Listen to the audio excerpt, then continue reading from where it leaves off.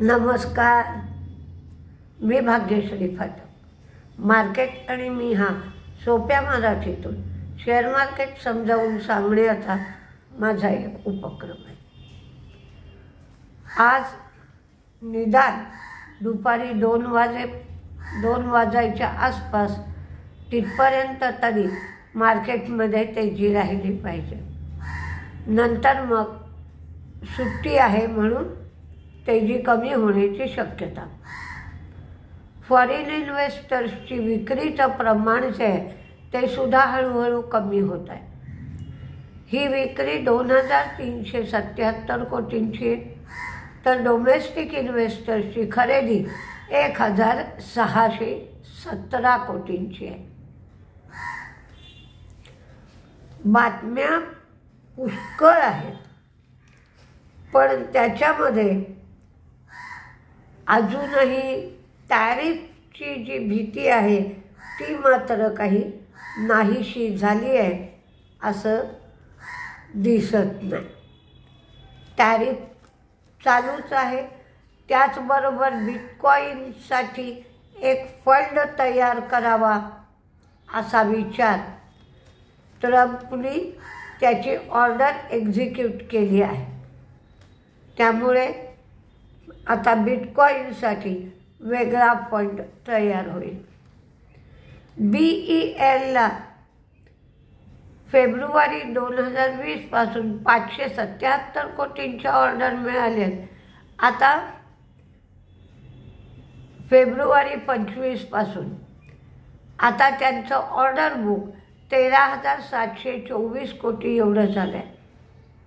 Lawrence lab ही company त्यांच्या joint venture जी आहे तिच्या KRKA फार्मा याच्यामध्ये 833 कोटी रुपये गुंतवणार आहे.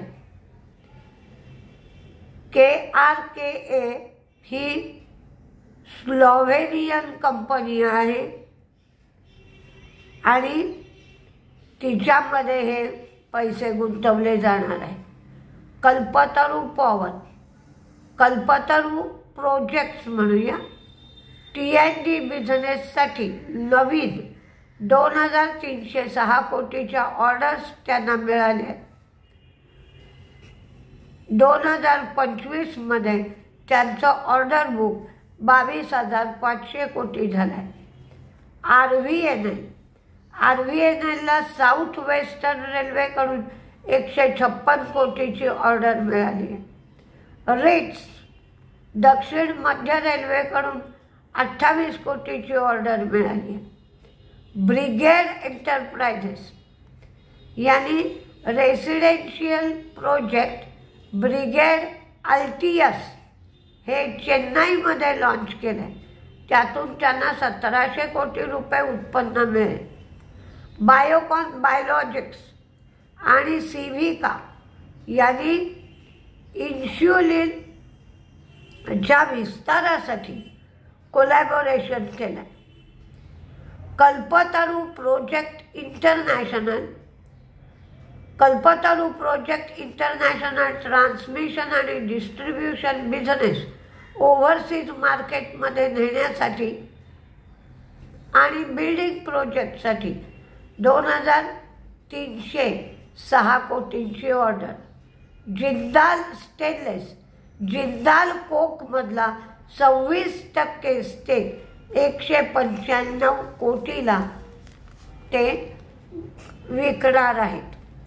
एरिस लाईफ तिच्या 2 आर्मचा संपूर्ण स्टेक एरिस थेरपेटिक्स याला 862 कोटीला विकणार आहे. BELला 577 कोटीच्या ऑर्डर मिळाल्यात. एकंदर ऑर्डर बुक 13,724 कोटीचं झालं आहे. बजाज फिन्सर्व कंपनीच्या 2 अनलिस्टेड सबसिडियरी आहेत. बजाज अलियान्स जनरल यांनी 1,219 कोटी ग्रॉस डायरेक्ट प्रीमियम मिळाला त्यांना आणि बजाज अलियान्स लाईफ इन्शुरन्सला 1080 कोटी प्रीमियम मिळाला. फर्स्ट सोर्स ॲजेंटिक AI स्टुडिओ त्यांनी लॉन्च केला. बायोकॉन बायोलॉजिक्स आणि सिव्हिका यांनी अमेरिकेमध्ये बिझनेस एक्सपांड करणं आणि इन्शुलिन अफोर्डेबल करण्यासाठी कोलॅबोरेशन केलं. DMart तामिळनाडू, कर्नाटक, मध्य प्रदेश आणि पंजाब इथे 4 नवीन स्टोर उघडली. आता त्यांची एकंदर स्टोर 396 झाली आहेत. TCSनी नॉर्दर्न ट्रस्टचं कामकाज 99 मार्केटमध्ये पोचवण्यासाठी एक मोठं डील केलं आहे. पॉवर ग्रीड इंटरस्टेट ट्रान्समिशन सिस्टीमला 3 प्रोजेक्टसाठी टॅरिफ बेस कॉम्पिटिटिव्ह बिडिंगमध्ये पॉवर ग्रीड सक्सेसफुल बिडर ठरलाय. ग्रीन प्लाय त्यांचा टॅक्सचा निकाल कंपनीच्या बाजूने लागलाय, त्यामुळे त्यांना 18.46 कोटी टॅक्स रिफंड मिळालाय. लॉरेस लॅब KRKA फार्मामध्ये 83 कोटीची गुंतवणूक. RVNL 156 कोटीची ऑर्डर. एंटेरो हेल्थ त्यांनी गेट वेल मध्ये राईट्स इश्यूच्या मार्फत गुंतवणूक केली आहे, त्यामुळे त्यांचा स्टेक 85% 92% झाला.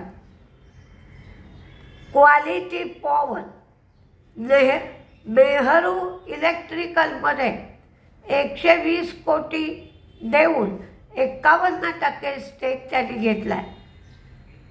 TCPL packaging paper board carton मॅन्युफॅक्चरिंगची कपॅसिटी त्यांनी वाढवली आहे.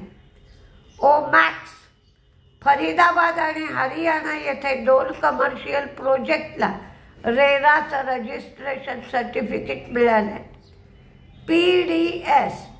PDS मल्टीनॅशनल फॅझको यांची टायट्रॉन फॅशन फॅझको ही सबसिडियरी त्यांनी स्थापन केली आहे.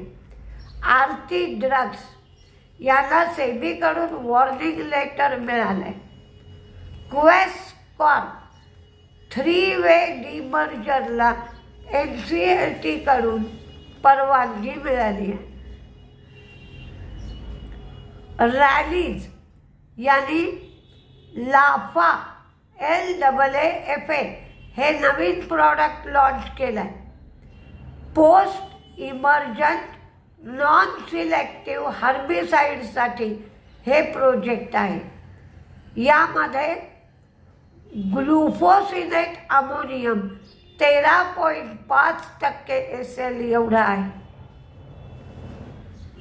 मी सुरुवातीलाच सांगितलं, ट्रम्पनी बिटकॉइन स्ट्रॅटेजिक रिझर्व्ह तयार करण्यासाठी एक्झिक्युटिव्ह ऑर्डर जाहीर केली आहे. इंडिगो ही Manchester Amsterdam non stop flight आठवड्यात 3 वेळेला त्यांनी सुरू केली आहे. आयनॉक्स विंड यांना 153 मेगावॅटसाठी तामिळनाडूकडून ऑर्डर मिळाली आहे.